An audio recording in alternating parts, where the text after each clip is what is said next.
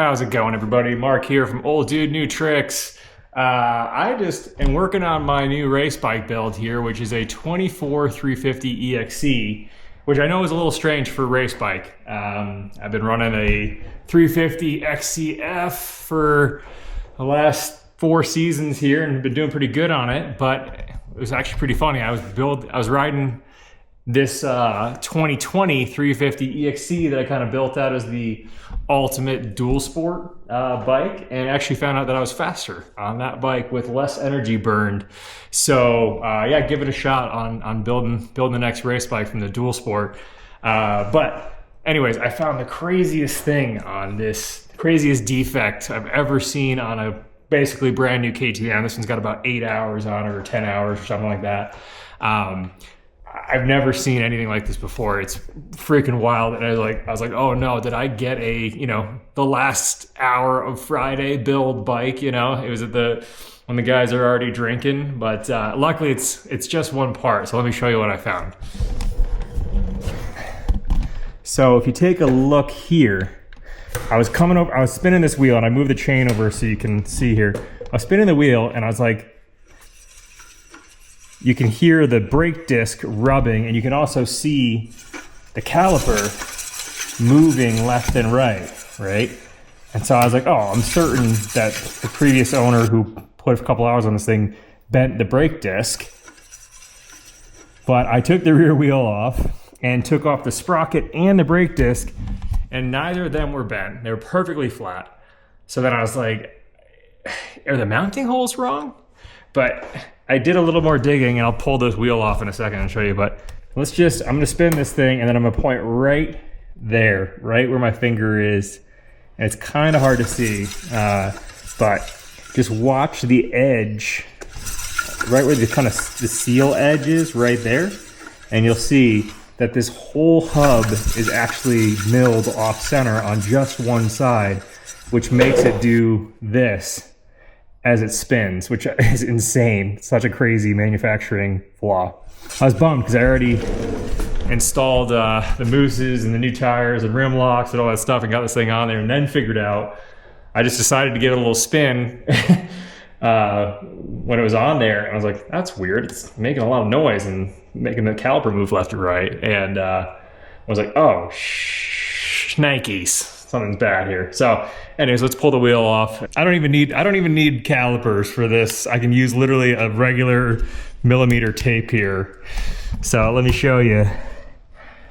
Okay, so there we go. Actually, let me pull this little guy off here. Much better to see it that way.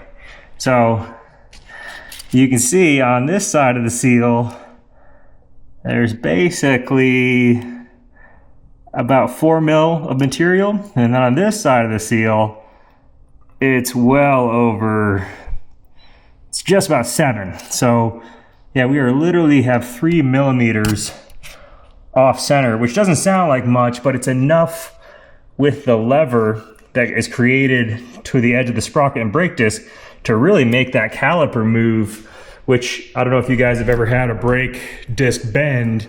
What it ends up doing is it pushes the pad out. That movement eventually will push the piston of that rear caliper out, and the rear brake will feel soft. You'll just go, what the heck is going on? It feels, you go to tap the rear brake and there's no brake there. So it's actually a really big deal. That's why I was, trying to figure this out, and I was really hoping it was a bent brake disc, but it's a defective hub from the factory. So here's a look at the other side. All right, the other side, the brake disc side of this rear wheel, perfectly round, perfect spacing on all sides. I actually noticed that on the sprocket side too, the edge around the sprocket is all messed up as well. So I'm guessing this thing jumped while it was being milled or something, and they lost center on just one side. And that's what's making this a wobbly wheel. Luckily, maybe the wheel was made, on Friday, and the rest of the bike was made, Tuesday mid-afternoon. That's a good day. Everybody's kind of on their game by that point, and the hangover from the weekend's worn off. But we'll see. We'll see how the rest of the bike is once I get it all together, built out. Luckily, I called up the team at Urmosi, and I was just trying to get a rear wheel, and managed to get, they had a whole set in stock, and I figured, you know, the whole bike is gonna be black and white, might as well get some awesome black hub wheels, super reasonable price. And you can see here, I've got the Dirt Tricks black rotors on here. I haven't run these before. I got the solid rear rotor there with the Tusk titanium bolts that are super reasonably priced. I haven't run these rotors before. I actually got these from like an auction helping Max Gersten get to ISDE, but they look awesome. These wheels look so cool. I've got them prepped already for mooses. We got the New Tech rim tape. If you guys have ever run tape on for your rims for mooses, I highly recommend the New Tech tape. It's super durable and lasts like twice as long. It doesn't do this awful shredding thing that kind of duct tape does. And electrical tape just does not last that long. I don't like retaping my wheels every 2 tires, you know. So they're looking really cool. Fully black hubs, black spacers. The one thing to note about these wheels is that the spacers and bearings are different than stock KTM spacers and bearings. So you can't just run that kind of standard, there we go, you know, spacer swap front disc brake guard. So I've got the guys from Bulletproof Designs here. They got me this awesome, you know, kind of metal front brake disc guard that'll go on the bike, and then it'll match the, you know, brake disc guard that I've used on these bikes for years and years and years. Oh, this one doesn't have one. The other bike has one. Here we go.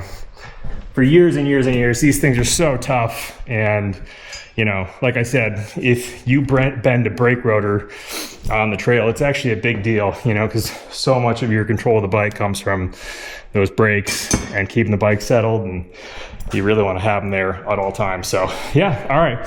Well, I'm gonna get this thing swapped out. I'm gonna get the mooses.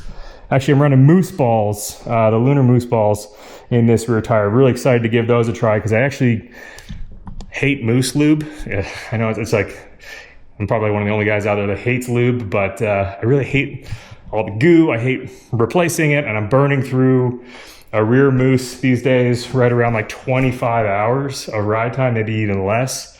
So basically 2 rear tires max, and a rear moose is destroyed. So I'm hoping that the lunar moose balls will give me a little bit more time before they fry themselves. So yeah, cool. I'm gonna get this thing swapped. I'll show you what it looks like. All right, got everything mounted up here. Black on black, looking pretty cool. So let's give this a little spin and see if the caliper still moves. Still got a little bit of noise, but the caliper is not sliding side to side anymore from that wobble. And yeah, it's looking a lot better. So that's great. And we just gotta look at, nice. Yeah, cool. I do have matching titanium hardware for the sprocket that matches the disc brake, but I don't know what size sprocket I'm going to go with. So I'm going to do some testing on the stock sprocket first, and then we'll swap that out with some Dirt Tricks sprockets once the right size is in there. So yeah, cool, much better. Well, crisis averted on getting a defective wheel.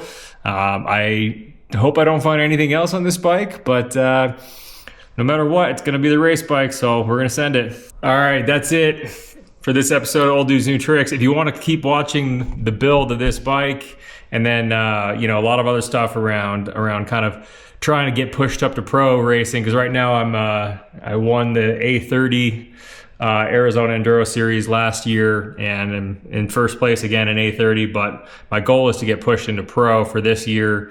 So I'll be tracking a lot of that, tracking a lot of stuff about longevity, and of course, bikes, builds, all that good stuff. But yeah, subscribe to the channel. If you have any questions, hit me in the comments below. Keep it rubber side down out there. Have fun. Cheers.